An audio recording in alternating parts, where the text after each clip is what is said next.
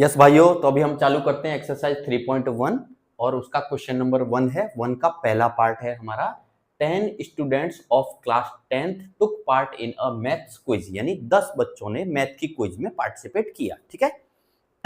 If the number of girls is 4 मोर, रुको भैया, number of girls is 4 more than the number of boys, यानी condition क्या है कि गर्ल्स जो हैं वो बॉयज से 4 ज्यादा हैं। कितनी ज्यादा हैं? 4 ज्यादा हैं।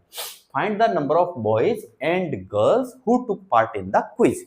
अब हमसे क्या कहा है इस क्वेश्चन में? हमसे कहा गया है कि भैया पहले तो इक्वेशन फॉर्म करो और इक्वेशन फॉर्म करने के बाद में सॉल्यूशन बताओ, और वो भी किस तरीके से? ग्राफिकली हमको सॉल्व करके बताना है। तो चलिए पहले हम इक्वेशन बना लेते हैं। कैसे बनाएंगे? देखो भाई, अब आपको लेट करना पड़ेगा। क्या करना पड़ेगा? लेट। तो लेट नंबर ऑफ गर्ल्स कितना है? मान लो भाई x है, थोड़ी देर के लिए मान लेते हैं x है, और सेम नंबर ऑफ बॉयज कितना है? y। ठीक है, यानी हम मान के चल रहे हैं कि x लड़कियां और y लड़कों ने क्विज में पार्टिसिपेट किया। अब देखो फर्स्ट लाइन पे जाओ, क्या है? 10 students of class 10th took part in a maths quiz, यानी टोटल बच्चे कितने हैं? 10। और टोटल बच्चों में क्या क्या है भाई? गर्ल्स हैं प्लस बॉयज हैं, दोनों मिला के 10 है। तो हमारी पहली इक्वेशन यहीं से बनेगी। क्या बनेगी हमारी first equation? x plus y is equal to 10। बताओ किसको समझ में नहीं आया? समझ में आ गया होगा। कितना सिंपल है। 10 students of class 10 took part in a maths quiz, यानी टोटल बच्चे कितने हैं? 10। तो गर्ल्स हमने मानी x, बॉयज हमने माने y, तो टोटल यानी गर्ल्स प्लस बॉयज मिला के कितने हो गए? 10। तो फर्स्ट इक्वेशन इज रेडी। अब हमको चाहिए दूसरी इक्वेशन। ठीक है, क्योंकि हम पढ़ रहे हैं पेयर भैया, सेकंड इक्वेशन भी चाहिए। अब सेकंड इक्वेशन कैसे बनाएंगे? देखो, if the number of girls is 4 more than the number of boys, यानी गर्ल्स बॉयज से कितनी ज्यादा है? 4 ज्यादा है, गर्ल्स ज्यादा है। चलिए भाई, तो देखो गर्ल्स कहां है? ये रहा। गर्ल्स को आपने क्या माना? x, यानी x इज इक्वल टू, समझना, x is equal to y। कर सकता हूं क्या? थोड़ी देर करके देखते हैं, लेकिन रुको भैया, ये ज्यादा है, ये ज्यादा बोला है क्वेश्चन में, यानी ये कम है। तो बैलेंसिंग कैसे करेंगे? चलो एक चीज को समझो, यहां छोटी सी चीज को समझो। ये भैया अरुण है और ये राम है। ठीक है, अरुण के पास 10 रुपए हैं और राम के पास 15 रुपए हैं। अब दोनों के बीच में इक्वल टू लगाना है, तो लगाओ इज इक्वल टू। लग जाएगा क्या ऐसे? नहीं, बैलेंस कहां है? तो अरुण के पास कम है। कितने कम है राम से? 5 रुपए। तो अपन क्या करेंगे? इधर 5 ऐड कर दो, प्लस 5 कर दो। अब देखो बैलेंस हो गया। 10 प्लस 5 इज इक्वल टू 15। सही है। तो ऐड किधर करना होता है? कम वाले में, लेस वाले में ऐड करना होता है। तो हमको पहले से पता है कि भाई गर्ल्स तो 4 ज्यादा हैं, तो 4 कम कौन है? बॉयज। तो बॉयज में आप क्या कर दो? प्लस 4 कर दो। लो, बात खत्म हो गई। अब आप इसे सेट करो, वो एक अलग चीज है। सेट इन द सेंस मैं क्या कह रहा हूं, जैसे y को इधर ले आए, 4 को इधर ले आए, या 4 को उधर रखा, y को इधर ले आए, या x को भी उठा के इधर ले आए, दैट इज अनदर थिंग। बाकी इक्वेशन इज रेडी। तो मैं यहां लिख देता हूं, ये क्या बनेगा? अगर मैं y को इधर लेके आ रहा हूं, तो यहां से मेरा बनेगा x minus y is equal to, यहां क्या है भाई? यहां क्या था? 4 था। ये आपकी सेकंड इक्वेशन। दो इक्वेशन रेडी हो गई गाइस। अब आपको क्या करना है? देखिए, ग्राफिकली सॉल्व करने के लिए हमारे पास रास्ता क्या था? हमारे पास हमको पहले बनानी होती थी टेबल। ठीक है, फिर टेबल के पॉइंट्स जो निकल के आए उनको हमको करना था प्लॉट। तो हम इन दोनों का टेबल बना सकते हैं, जैसा बहुत सारे आपने 9th में किए, 10th में भी किए, मैंने बहुत सारे सिखा दिए। तो कितना आसान है देखो इसका टेबल बनाना। चलो जल्दी से मैं बना देता हूँ, है ना, बहुत आसान है इस फर्स्ट वाले का टेबल। तो फर्स्ट वाले का टेबल मैं यहाँ ले लेता हूँ, यहाँ। ठीक है, जल्दी से, क्विकली, बच्चों जैसा भाई कुछ नहीं है, नथिंग इज देयर, बहुत आसान है। लो भाई, ये x और ये y। ठीक है, अब हमको यहां से पहले आपको y की वैल्यू निकालनी रहती थी। अगर तकलीफ है तो यहां से y की वैल्यू निकालो, तो it will become y equal to 10 minus x। चलो अब रखते जाओ x की वैल्यू। तो सबसे पहले तो मैं क्या रखूंगा? 0 ही रख दूं 0। तो चलो यहाँ 0 रखते ही y इक्वल टू क्या आएगा भाई? 10 आएगा, है ना। फिर क्या रख दूं? 1 रख दूं। अब मैं फ्री हूं, टोटल फ्री हूं, मेरी जो मन करे मैं वो रखूंगा, उसमें कोई दिक्कत नहीं है। 1 रख दूं। अगर मैं 1 रखूंगा तो क्या आएगा भाई? 10 माइनस 1 यानी क्या आएगा? 9 आएगा। अगर मैं 2 रख देता हूं तो 10 माइनस 2 क्या आ जाएगा भाई? 8 आ जाएगा। ठीक है, 3 पॉइंट बहुत है, इनफ है। चलिए अब ये सेकंड इक्वेशन के लिए मैं यहां बना रहा हूं। ठीक है, this is for second equation. अब हमको देखो y निकालना रहता था, तो कितना आसान है यहाँ से y निकालना, यही इक्वेशन से तो हम यहाँ पहुंचे थे, तो y निकालना है मुझे, तो यहीं से झट से देखो y इक्वल टू इस 4 को उठा के इधर ले आओ, तो it will become x minus 4। ठीक है, बन गया। चलो भाई, तो टेबल बनाओ जल्दी से, बिल्कुल बच्चों वाला काम, थोड़ा छोटा दिख रहा होगा, कोई बात नहीं, ये x ये y। चलो भाई, x की जगह क्या रखो, पहले 0 रखो, जब यहां आप 0 रखोगे तो y विल बिकम -4, 1 रखो, जब आप x की जगह पे 1 रखोगे तो 1 -4 क्या आएगा भाई, -3। चलो एक और रख दो, 2 रख दो, तो जब यहाँ 2 रखोगे तो 2 - 4 इट विल बिकम -2। बस हो गए। अब हम क्या करेंगे, हम बस छोटा सा काम करेंगे, हम प्लॉटिंग करेंगे, इन दोनों को ग्राफ पे प्लॉट करके देख लेंगे कहाँ पे इंटरसेक्ट कर रहा है, जहां पे इंटरसेक्ट करेगा वही हमारा क्या होगा, सॉल्यूशन। तो है कुछ नहीं, देखो इक्वेशन बन गई, उसके बाद तो बच्चों जैसा काम है जो आपने कई बार कर लिया, you have done it several times. ठीक है, बस मेन चीज क्या है, इक्वेशन को सेट करना। 10 स्टूडेंट्स यानी x + y = 10। ठीक है, अब girls is 4 more than the number of boys, तो हम क्या दिमाग चलाएंगे कि ये गर्ल्स है और ये बॉयज है। अब इन दोनों के बीच में इज इक्वल टू कैसे लगेगा, भाई लगाना है, लेकिन कैसे लगेगा, सोचो कैसे लगेगा। भाई लड़कियां तो 4 ज्यादा हैं, तो कम कौन है, बॉयज, तो बॉयज को बैलेंस करो, जो कम है उसमें कितना कम है उतना ऐड कर दो, तो कम कितना था, 4 कम था, इसलिए मैंने y के साथ में 4 को क्या कर दिया, ऐड कर दिया। So I hope guys you got this. Okay, yes guys, तो ये हमारा फर्स्ट का सेकंड क्वेश्चन है, सेकंड पार्ट है। 5 pencils and 7 pens together cost ₹50। भैया यहीं रुक जाओ पहले। वो कह रहा है कि 5 पेंसिल और 7 पेन की कीमत जो है वो कितने रुपए है, 50 रुपए है। तो हम क्या करें भाई, लेट करें, हमको 2 इक्वेशन बनानी है, फॉर्म करना है इक्वेशन, तो लेट करते हैं कि let cost of a pencil is equal to मान लो x रुपए। ठीक है, और कॉस्ट ऑफ अ पेन मान लेता हूं y रुपए। यहां तक किसी कोई तकलीफ नहीं ना, चलिए ठीक है। तो late cost of a pencil मैंने मान लिया x रुपए की एक पेंसिल है और एक पेन की कीमत y रुपए है। ठीक है, अब चलते हैं हम यहां, बस पहली लाइन पर रुक जाओ। 5 पेंसिल ली आपने, अब आप बताओ एक पेंसिल आपने कितने रुपए की मानी है, x रुपए की, तो आपकी 5 पेंसिल, 5 पेंसिल कितने की होगी भाई, 5 पेंसिल कितने की होगी, 5x की, कितने रुपए की हो गई, 5 × x रुपए की। ठीक है, चलिए 7 पेन लिए आपने और एक पेन की कीमत कितनी मानी, y रुपए, तो 7 पेन की कीमत कितनी होगी, तो 7 टाइम 7y। अब मैंने प्लस क्यों किया, क्योंकि टुगेदर कॉस्ट यानी इन दोनों की कीमत मिला के कितनी है, 50 रुपए, इसलिए मैंने क्या लगा दिया, प्लस, और ये भी रुपया बन गया, ये भी रुपया बन गया, और टोटल रुपया कितना है भाई, 50 रुपए। बताओ किसको तकलीफ आ गई पहले इक्वेशन में, कितना आसान है। 5 पेंसिल खरीदा आपने, 7 पेन खरीदे आपने, और टोटल कीमत 50 रुपए। तो एक पेंसिल को अगर आप x रुपए मान रहे हो तो 5 पेंसिल कितने की होंगी, 5x की। एक पेन को आप y रुपए का मान रहे हो तो हमारे 7 पेन कितने के होंगे, 7y के, और ये पैसा टोटल पैसा, पेंसिल और पेन का पैसा मिला के टोटल कितना है, 50 रुपए। तो आसान है, चलिए अब चलते हैं आगे। वेयर एज 7 पेंसिल, अब की बार हमने कितनी पेंसिल ली है, 7 पेंसिल, और एक पेंसिल की कीमत क्या है, x रुपए, तो 7 पेंसिल की कीमत क्या हो गई भाई, 7x। एंड 5 पेन्स, पेन कितने हैं, 5, और एक पेन की कीमत क्या है, y रुपए, तो 5 पेन की कीमत क्या हो गई, 5y, हो गई 5y।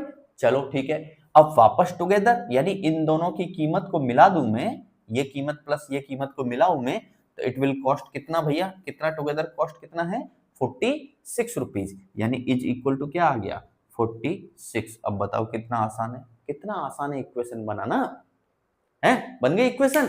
अब तो बस यहाँ के बाद में फिर गधा मजदूरी है यार, गधा मजदूरी इन द सेंस, इस इक्वेशन में से y की वैल्यू निकालो, इस इक्वेशन में से y की वैल्यू निकालो, फिर इस इक्वेशन के लिए आपको क्या बनानी है, टेबल, फिर इस इक्वेशन के लिए आपको क्या बनानी है, टेबल, फिर टेबल बनाने के बाद में जो पॉइंट्स निकल के आएंगे, कोऑर्डिनेट्स जो निकल के आएंगे, उनको क्या करोगे, प्लॉटिंग करोगे, फिर प्लॉटिंग करने के बाद क्या करोगे, लाइन ड्रॉ करोगे, फिर देखोगे भैया कहाँ इंटरसेक्ट कर रही है, कट कर रही है, नहीं कर रही है, क्या हो रहा है क्या नहीं हो रहा है। तो यहाँ के बाद तो फिर बच्चों जैसा है, टफ तो यही है है ना। इसके बाद तो फिर तुमने कितने सारे क्वेश्चंस कर लिए, you have done several questions like this. Okay, चलिए ठीक है।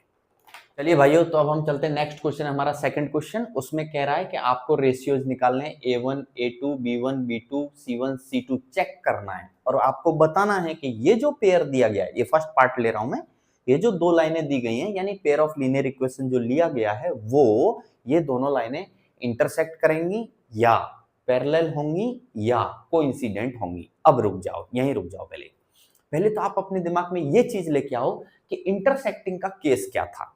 How can we check this? तो हमने आपकी किताब में एक टेबल 3.1 दी हुई है, उसमें लिखा ही हुआ है, मैंने भी समझा दिया है कि इंटरसेक्टिंग का केस कब माना जाएगा, जब A1 upon A2 is not equal to B1 upon B2 हो।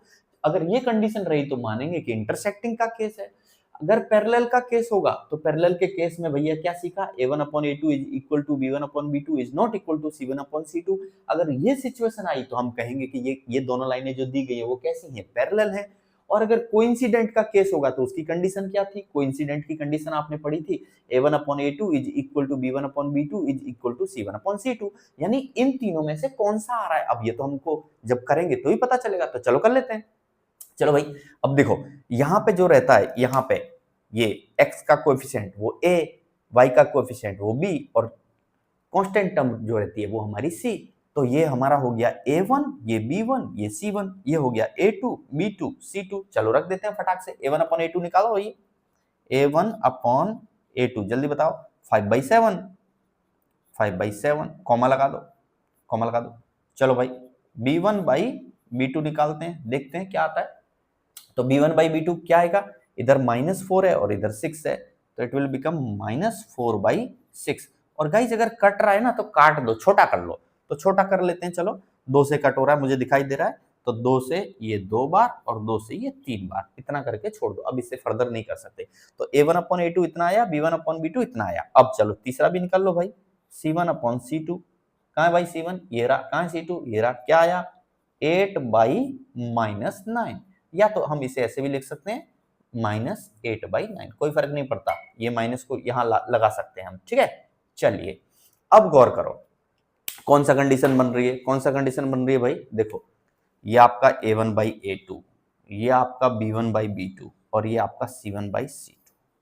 चलो बताओ क्या कोइंसिडेंट वाला केस बन रहा है, ये दोनों बराबर और साथ में तीसरा भी बराबर, नहीं, न ये इसके बराबर न ये इसके बराबर, तीनों में आपस में कोई तालमेल ही नहीं नजर आ रहा है, तो कोइंसिडेंट तो नहीं है, ये तो पक्का हो गया। क्या पैरेलल का केस है, पैरेलल में A1 upon A2 equal to B1 upon B2 होता है, तो कम से कम ये तो इसके बराबर आना चाहिए था, लेकिन ये दोनों बराबर नहीं आ रहा, इसका मतलब पैरेलल भी नहीं है। अच्छा चलो, इंटरसेक्टिंग की कंडीशन क्या थी, A1 upon A2 is not equal to B1 upon B2। Yes, देखो यहाँ से गौर से देखो, A1 अपॉन A2 ये रहा, B1 अपॉन B2 ये रहा, क्या ये दोनों आपस में बराबर है, नहीं बराबर है, तो कौन सी सिचुएशन लगी, कौन सी, इंटरसेक्टिंग वाली। तो हम यहाँ बोलेंगे कि hair A1 upon A2 is not equal to B1 upon B2।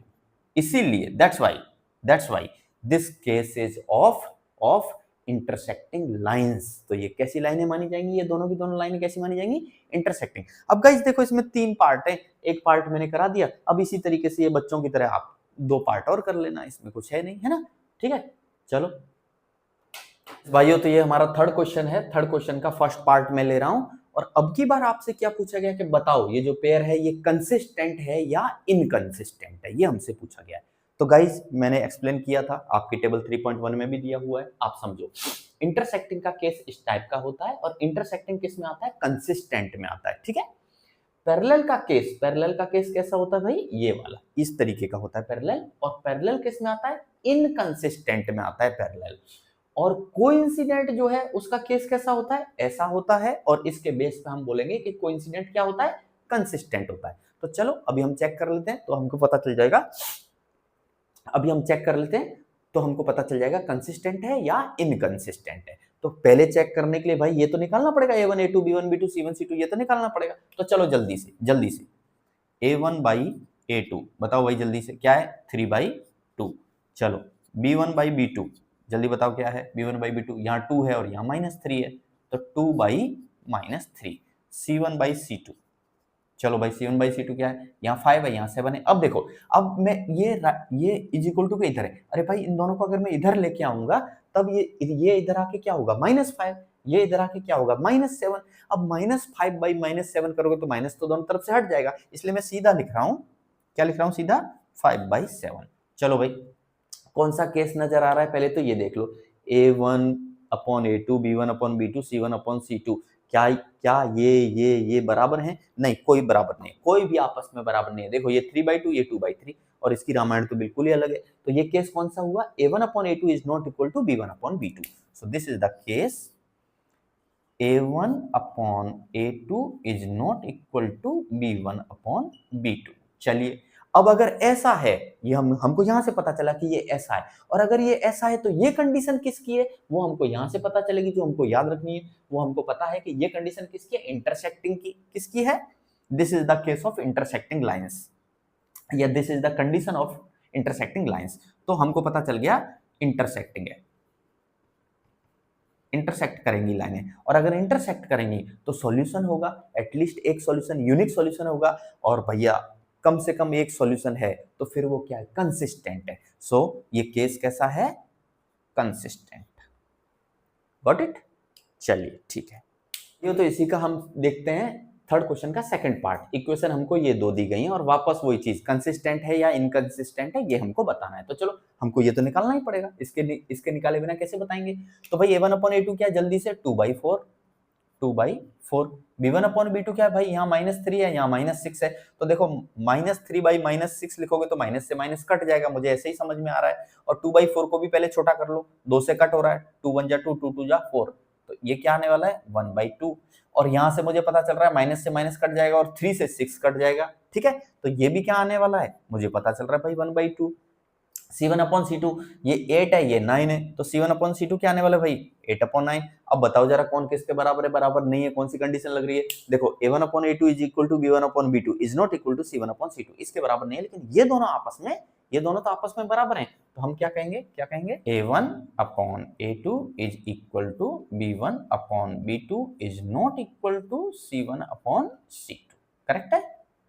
चलो, तो अब ये कंडीशन किसकी है हमारी, देखो किसकी है, कहाँ आ रही है, ये रिवर्स में जाओ, किसकी कंडीशन है, पैरेलल की।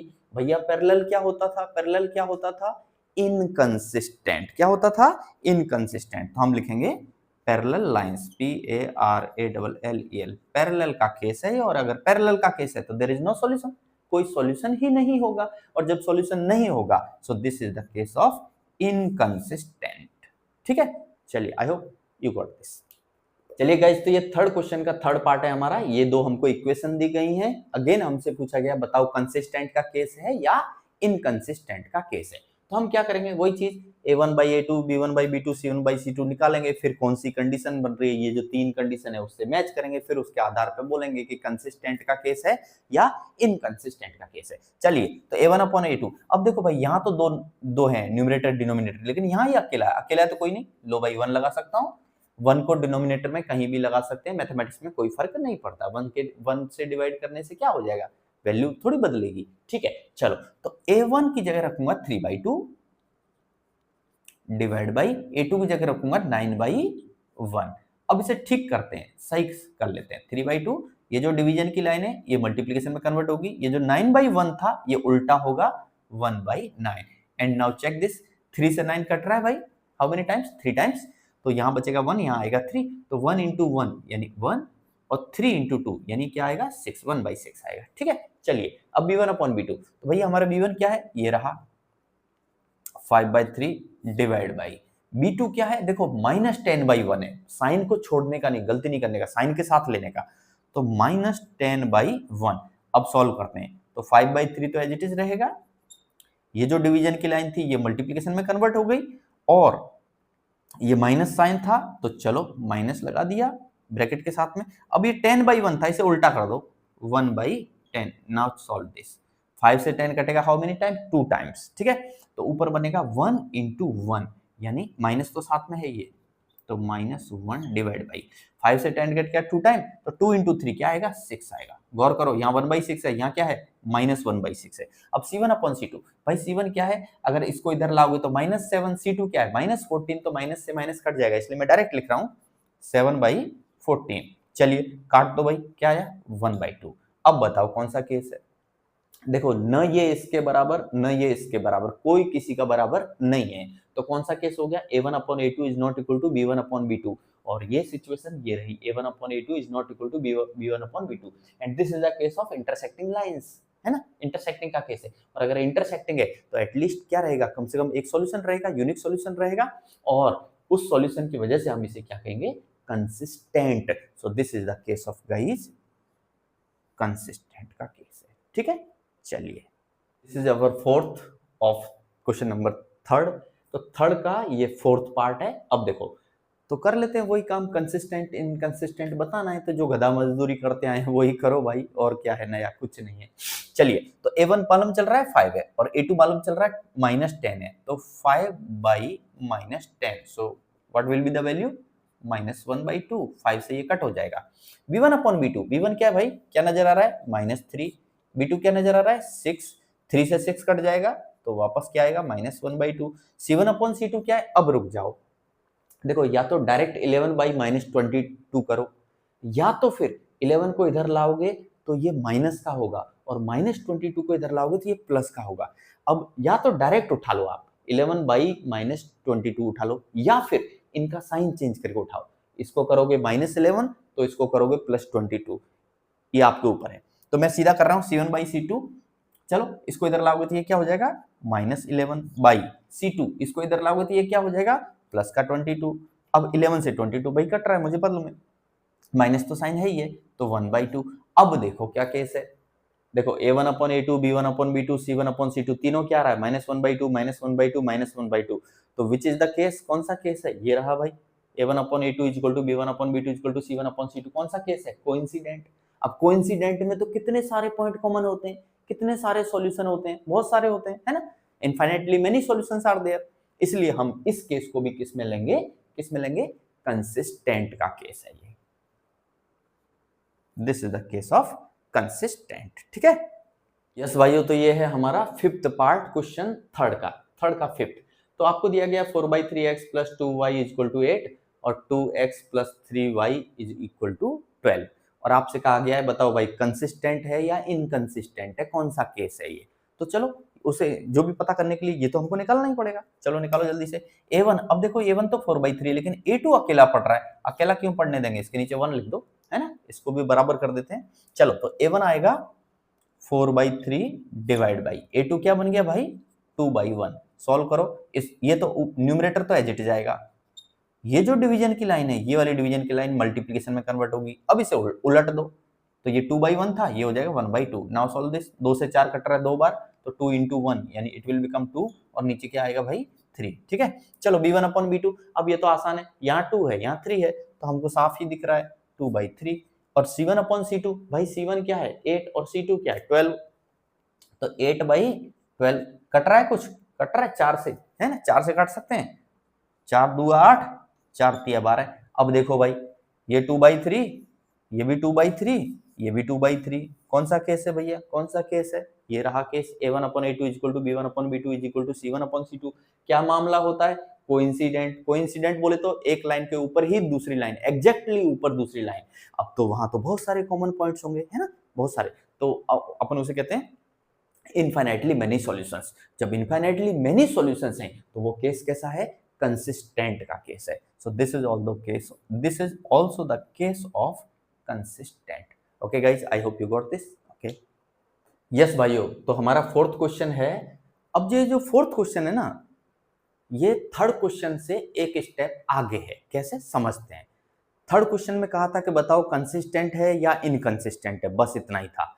फोर्थ क्वेश्चन में आपसे कहा गया है कि बताओ कंसिस्टेंट है या इनकंसिस्टेंट है, वो तो बताना ही है। ऊपर से एक और चीज ऐड कर दी कि अगर कंसिस्टेंट है तो ग्राफिकली सॉल्यूशन बताओ। समझ रहे हो बात को, कि ग्राफिकली सॉल्यूशन बताओ। तो ये अब इसमें क्या हो गया, इसमें कुछ नया आ गया क्या, बता दो मुझे। कुछ नया नहीं, कितने सारे हमने सॉल्यूशन ग्राफिकली कर लिए हैं, है ना, तो उसमें कुछ नया नहीं, बस कंसिस्टेंट है इनकंसिस्टेंट है पहले तो वो चेक करो। और अगर इनकंसिस्टेंट है तो क्वेश्चन वहीं खत्म, क्योंकि इनकंसिस्टेंट मतलब ये वाली कंडीशन, और उसमें सॉरी इनकंसिस्टेंट मतलब पैरेलल वाली कंडीशन, पैरेलल यानी ये वाली कंडीशन, तो उसका तो सॉल्यूशन होता ही नहीं है, पैरेलल लाइन का कोई सॉल्यूशन होता ही नहीं है। और अगर कंसिस्टेंट है, consistent in the sense intersecting है या कोइंसिडेंट है, तो फिर हमको ग्राफिकली ग्राफ प्लॉट करके और सॉल्यूशन बताना है कि क्या क्या पॉसिबल या तो कौन सा यूनिक सॉल्यूशन हो सकता है। चलिए ठीक है, कोई बात नहीं। तो हमको करना तो वही काम है, क्वेश्चन नंबर 3 वाला। तो भैया बताओ जल्दी से, a1 अपॉन a2 क्या होगा? यहाँ कुछ नहीं है तो क्या मान सकता हूँ? जब कुछ नहीं होता है तो अपन मैथमेटिक्स में क्या मान सकते हैं? यहाँ मल्टीप्लीकेशन में 1 मान सकता हूँ, मान सकता हूँ। तो a1 क्या हो गया? 1, a1 क्या हो गया? 1, a2 क्या है भाई? 2, तो 1/2 आया, ठीक है। तो b1 क्या है? अब देखो यहाँ कुछ नहीं है तो फिर से मैं क्या मान सकता हूँ? मल्टीप्लीकेशन में y के साथ में 1 से मल्टीप्लीकेशन मान सकता हूँ समझने के लिए। तो b1 क्या हो गया मेरा? 1, और b2 क्या हो गया? फिर से 2 हो गया। अच्छा c1 क्या है? अब देखो 5 को इधर लाओगे तो -5, तो 10 को भी इधर लाओगे तो -10, माइनस से माइनस कट जाएगा भाई, तो ये आया 5/10।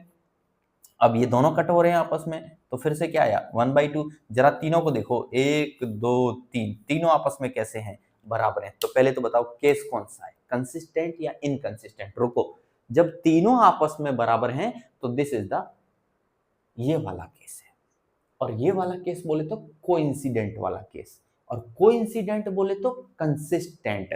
तो निकल के क्या आया भाई फाइनली? कि ये केस कंसिस्टेंट का है। अब उसने कहा था क्वेश्चन में कि अगर कंसिस्टेंट का केस है तो फिर ग्राफिकली सॉल्यूशन बताओ। तो मैं पहले ही बता देता हूं, इस लाइन का और इस लाइन का अगर आप ग्राफ खींचोगे तो क्योंकि केस कौन सा है? कोइंसिडेंट वाला केस है, कोइंसिडेंट वाला केस है, तो एक लाइन के ऊपर में आपकी क्या आएगी? दूसरी लाइन आएगी। और फिर आपको जब जब ये क्या बोलते हैं, कोइंसिडेंट वाला केस होता है, जब एक लाइन के ऊपर दूसरी लाइन आती है तो हम सीधा लिखते हैं इनफाइनाइटली मेनी सॉल्यूशंस, बहुत सारे सॉल्यूशन होंगे, ठीक है। चलिए, तो कितना आसान है? हो गया। चलिए भाइयों, तो ये आपका फोर्थ का सेकंड है, x minus y is equal to 8, 3x minus 3y is equal to 16। तो हमको वापस वही काम करना है, पहले चेक करना है कंसिस्टेंट है, इनकंसिस्टेंट है, और अगर कंसिस्टेंट है तो फिर हमको ग्राफिकली सॉल्व करना है। चलो, तो a1 अपॉन a2, भाई यहाँ कुछ नहीं है तो क्या मान लूँ? 1, तो 1/3। b1 अपॉन b2, यहाँ कुछ नहीं तो क्या मान लूँ? 1, लेकिन रुको आगे माइनस है तो आप क्या लिखोगे? -1/, और b2 क्या है? -3, माइनस से माइनस कट, आंसर क्या आया? 1/3। c1 अपॉन c2, भाई यहाँ क्या है? 8, यहाँ क्या है? 16, तो सीधा सीधा 8/16 कट करो 1/2। कौन सा केस है? देखो ये दोनों तो आपस में बराबर हैं, a1 upon a2 is equal to b1 upon b2, but is not equal to c1 upon c2। ये सिचुएशन है, और ये सिचुएशन कहाँ रही? ये रही। और कौन सा केस होता है भाई? पैरेलल का केस। कौन सा केस होता है? पैरेलल का। पैरेलल का केस को अपन क्या कहते हैं? इनकंसिस्टेंट। तो ये this is the case of inconsistent, inconsistent का केस है। अब जब इनकंसिस्टेंट का केस है तो उसका तो सॉल्यूशन होता ही नहीं है, इसलिए बस इस क्वेश्चन को यहीं छोड़ देंगे, क्योंकि इसका नो सॉल्यूशन। क्या होता है? नो सॉल्यूशन, कोई सॉल्यूशन ही नहीं होता है। चलिए गाइस, तो ये फोर्थ का थर्ड पार्ट है। 2x plus y minus 6 is equal to 0, 4x minus 2y minus 4 is equal to 0। बताना है भाई कंसिस्टेंट है, इनकंसिस्टेंट है, और अगर कंसिस्टेंट है तो ग्राफिकली सॉल्व भी करना है, सॉल्यूशन भी बताना है। चलिए, तो a1 अपॉन a2 क्या है? a1 2, और a2 क्या है? 4, तो 2/4 कट कर दो भाई, कट कर दो, कट कर दो, क्या आएगा? 1/2। b1/b2, यहाँ कुछ नहीं है तो क्या मान लो? 1, b2 क्या है भाई? -2, तो क्या आया फाइनली? -1/2। c1 अपॉन c2 क्या है? -6 डिवाइड बाई क्या है? -4, माइनस से माइनस कट हुआ और 2 से कट हो रहा है तो काट दो, 2 3 जा 6, 2 2 जा 4। कोई किसी के बराबर है? नहीं है। ये इसके बराबर नहीं है, ना ये किसी का कोई मतलब नहीं है, कोई बराबर नहीं है। कौन सा केस हुआ भाई? ये वाला, a1 upon a2 is not equal to b1 upon b2। और ये केस किसका था? इंटरसेक्टिंग का। इंटरसेक्टिंग मतलब कम से कम एक सॉल्यूशन होगा, है ना, और वो यूनिक सॉल्यूशन होगा। और कैसा है? Consistent. So this is the case of consistent. अब मजा आया कि अब आपको क्या करना पड़ेगा? कंसिस्टेंट है तो भाई आपको ग्राफिकली प्लॉट करना पड़ेगा। तो ये दो लाइनें हैं, अब बताओ इन दोनों लाइनों में से दो टेबल बनेंगी, फिर पॉइंट्स आएंगे, फिर पॉइंट्स को प्लॉट करेंगे, फिर लाइन खींचेंगे, फिर दोनों लाइनें कहाँ इंटरसेक्ट कर रही हैं, that point will be your solution of these two intersecting lines. ठीक है, चलिए कर सकते हैं, कर सकते हैं यार, बच्चों वाला इतना सारा तो किया है यार, है। चलो,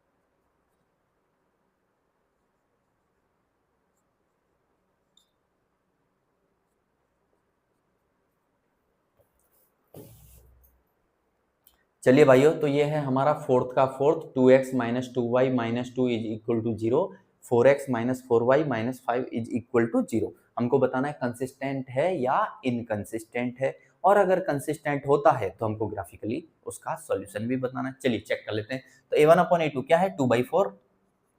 चलो काट दो, 1/2, b1/b2 -2/-4 -2/-4, so it will become what, 1/2। Minus से माइनस कट, 2 से ये कट रहा है। c1/c2, भाई c1/c2 कहाँ है, -2/-5, तो -2/-5। देखो माइनस से माइनस कट हो जाएगा तो सिर्फ क्या बचेगा, 2/5। नाउ कौन सा केस है भाई, ये दोनों बराबर हैं लेकिन ये इसके बराबर नहीं आ रहा है ना, तो this is the case of a1/a2 is equal to b1/b2 is not equal to c1/c2। And अगर ऐसा मामला है तो फिर वो दोनों लाइनें कैसे होती हैं, पैरेलल, और अगर पैरेलल हैं तो फिर क्या है, इनकंसिस्टेंट। इनकंसिस्टेंट, अगर इनकंसिस्टेंट है तो फिर तो सॉल्यूशन होता ही नहीं है, तो बस इसको यहीं छोड़ देंगे, हो गया, ठीक है, ओके। चलिए भाइयों, तो ये हमारा फिफ्थ क्वेश्चन है, half the perimeter of A rectangular garden, यानी एक रेक्टेंगुलर गार्डन है, ठीक है। चलो मैं यहाँ छोटा सा बना लेता हूँ समझने के लिए, फॉर अवर बेटर अंडरस्टैंडिंग। चलो मान लेते हैं ये एक रेक्टेंगुलर गार्डन है। अब देखो, half the perimeter of a rectangular garden, यानी इसकी आधी पेरीमीटर, हाफ पेरीमीटर। चलो देख लेते हैं, whose length is 4 metre more than its width. अब वो क्या कह रहा है भाई, गार्डन कैसा है, लेंथ जो है वो 4 मीटर ज्यादा है, किससे, इसकी विड्थ से, यानी लंबाई चौड़ाई से 4 मीटर ज्यादा है। यानी अगर मैं इस चौड़ाई को, विड्थ को थोड़ी देर के लिए x ले लेता हूं, विड्थ को क्या ले लेता हूं, x, और लेंथ को ले लेता हूं y। लेंथ को क्या ले लिया मैंने, y, ठीक है, मान सकता हूं, लेट कर सकता हूं, तो मैंने लेट कर लिया कि let the width of rectangular garden is x metre and the length of the rectangular garden is y metre. अब समझो रिलेशनशिप, समझो क्या कह रहा है भाई, क्या कह रहा है, length is 4 metre more than its width, ठीक है, यानी लंबाई इससे 4 ज्यादा है। तो अब खुद सोचो, तुम खुद सोचो, अगर ये चौड़ाई x है तो फिर ये कितना होगा भाई, x+4, 4 ज्यादा बोला ना, 4 ज्यादा है, तो अगर मैंने चौड़ाई को ही x ले लिया तो फिर मेरी लेंथ क्या हो जाएगी, x+4, और जबकि मैंने लेट क्या किया हुआ लेंथ को, y, इसका मतलब समझ रहे हो, y किसके बराबर है, x+4 के। तो पहली इक्वेशन यहां से मुझे मिलती है y is equal to x+4, this is the equation number 1। मिल गई एक इक्वेशन। चलिए आधा काम आसान हो गया, ठीक है। अब चलते हैं दूसरे पार्ट पे, क्या कहा था उसने, हाफ द पेरीमीटर। अब पेरीमीटर कैसे कहते हैं भाई, चारों साइडों को जब आप ऐड करते हो, ये साइड, ये साइड, ये साइड, ये साइड, उसे आप कहते हो पेरीमीटर, ठीक है। अच्छा हाफ कैसे रहेगा, अरे एक तो लेंथ ले लो और एक विड्थ ले लो, उनको ऐड करोगे तो वही हो गया हाफ द पेरीमीटर, ठीक है कि नहीं है। चलो तो हाफ द पेरीमीटर, और कितना कहा है भाई, कितना कहा है, इज 36 मीटर, इज 36, यानी साफ समझ में आ रहा है, y और x इन दोनों को ऐड करूंगा तो 36 आएगा, यानी सेकंड इक्वेशन क्या बनेगी, x plus y is equal to 36, correct है, ठीक है, समझ में आया।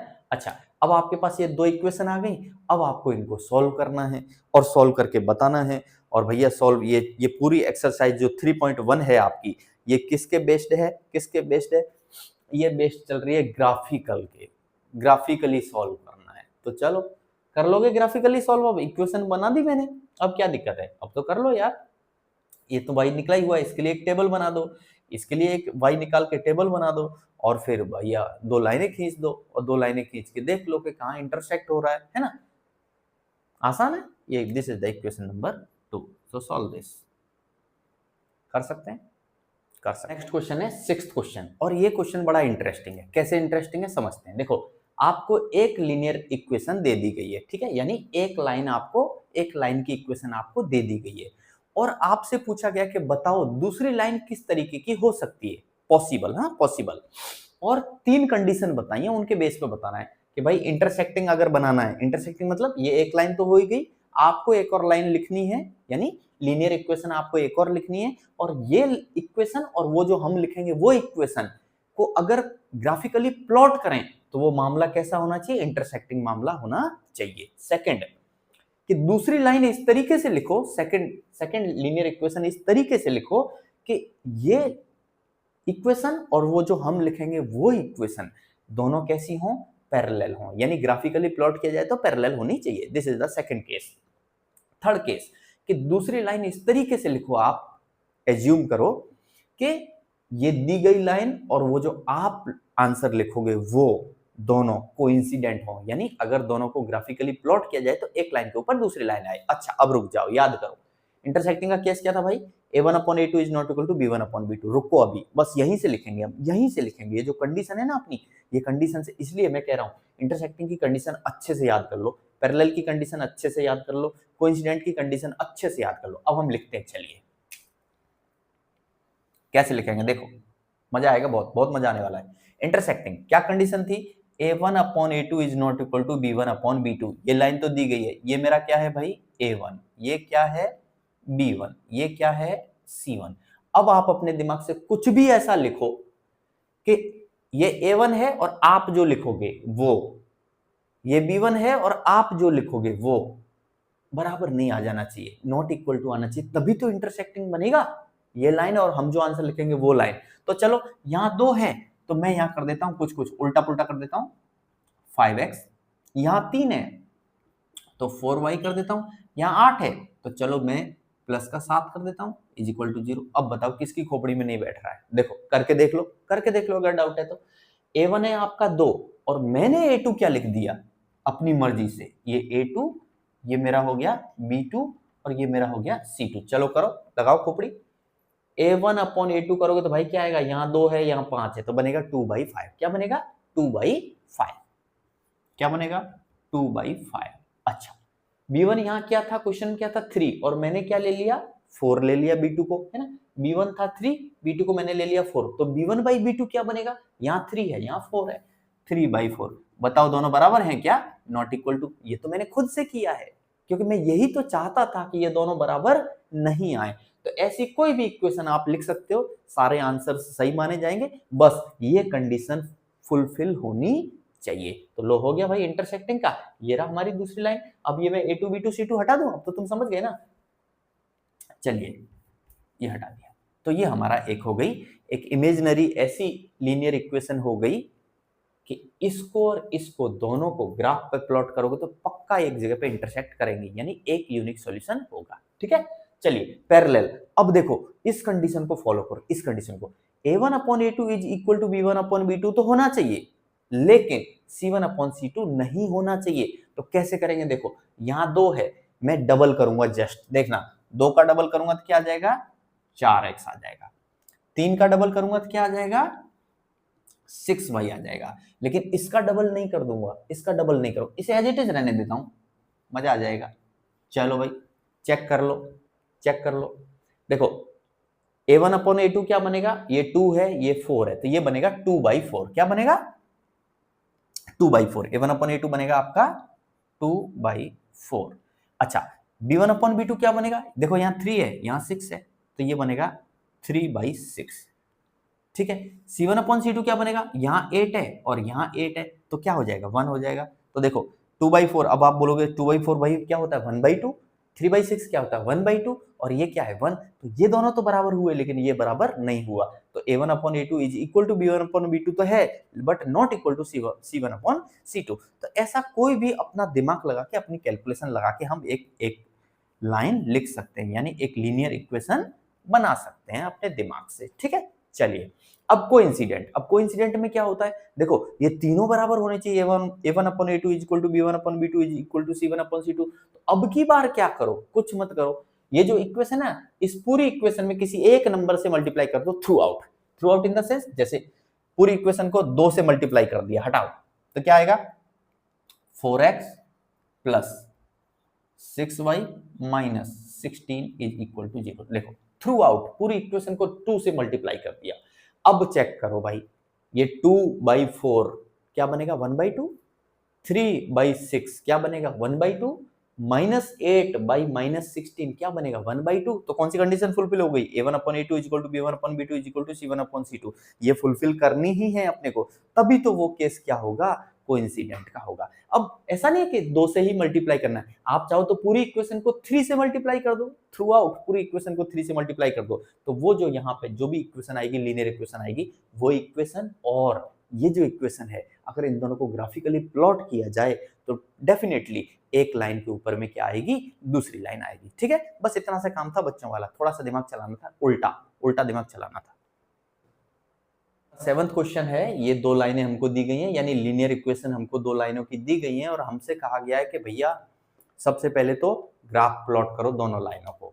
और इस सवाल में एक और खास बात है, और वो खास बात क्या है कि जब हम इन दोनों लाइनों को ग्राफ पे रिप्रेजेंट करेंगे तो ये इंटरसेक्टिंग लाइन है, यानी ये दोनों कहीं न कहीं आपस में काटेंगी, और काटेंगी भी इस तरह। कैसे पता चला इंटरसेक्टिंग है? देखो, अरे आप दिख रहा है ना, A1 क्या है 1, A2 क्या है 3, B1 क्या है -1, B2 क्या है 2, तो A1 upon A2 is not equal to B1 upon B2। साफ दिख रहा है ना, साफ दिख रहा है ना अपने को यहाँ से।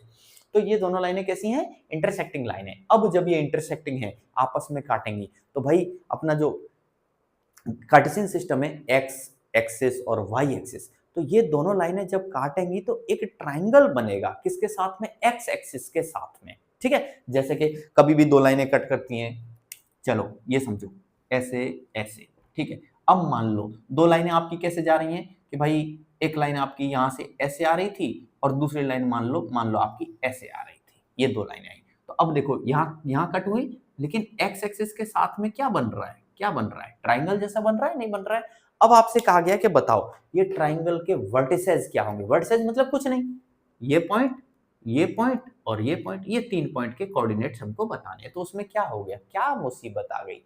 क्या हमने 9th क्लास में पॉइंट्स को प्लॉट करना नहीं सीखा, कोऑर्डिनेट्स को प्लॉट करना नहीं सीखा? और अगर मान लो कोई पॉइंट दिया हुआ है तो उसके कोऑर्डिनेट्स क्या हैं वो हमने नहीं निकाले? बिल्कुल निकाले 9th क्लास में। तो उसमें क्या हो गया? कोई बड़ी बात नहीं है, मतलब है कुछ नहीं, डरने का नहीं है। बस आपने तो जो सीखा है आप वही करो। आपने क्या सीखा? आपने बस ये सीखा कि अगर ये दोनों लाइनें हैं तो इस पहली लाइन में से y की वैल्यू निकालो, इस दूसरी लाइन में से y की वैल्यू निकालो, फिर एक क्या बनाओ? टेबल बनाओ। फिर टेबल में आएंगे आपके पॉइंट्स के कोऑर्डिनेट्स, वो पॉइंट के कोऑर्डिनेट्स को आप क्या करोगे? ग्राफ पेपर पे प्लॉट करोगे। प्लॉट कर लिया, एकदम सही से प्लॉटिंग करनी है, ठीक है। प्लॉट कर लोगे तो वो दोनों लाइनें आप अपने आप कहीं पे काटेंगी, तो जहां पे काटेंगी एक एक वर्टेक्स तो वही हो जाएगा, जैसे ये लाइन लो, और ये बीच में आ रही है एक्स एक्सिस, तो भाई एक वर्टेक्स तो यही हो गया। तो अब ये तो हमारा सॉल्यूशन भी हुआ, साथ में क्या है? ये पॉइंट सॉल्यूशन भी है हमारा। तो एक वर्टेक्स तो ये हो गया। अच्छा दूसरा, अब ये एक्स एक्सिस पे है, एक्स एक्सिस पे है ये, अब यहाँ पे कहीं पे तो काटेगी, यहाँ कहीं पे तो काटेगी, तो बस वही हमारे ये 2 और लिख देने। तो तीनों वर्टिसेस के कोऑर्डिनेट्स हमको बताने। तो उसमें क्या हो गया? मुझे समझ नहीं आ रहा, इतना आसान सवाल है। ठीक है, कर लेना यार, ये गधा मजदूरी वाला सवाल है, इसमें कुछ मतलब मगज चलाने जैसा है ही नहीं। जो 9th में सीखा और जो अब तक सीखा है वही है, nothing else, nothing is new in this question, nothing is new in this question. ठीक है गाइस, ओके, आई होप कि मैंने जो समझाया सिखाया वो आपको समझ में आया होगा। ठीक है, थैंक यू।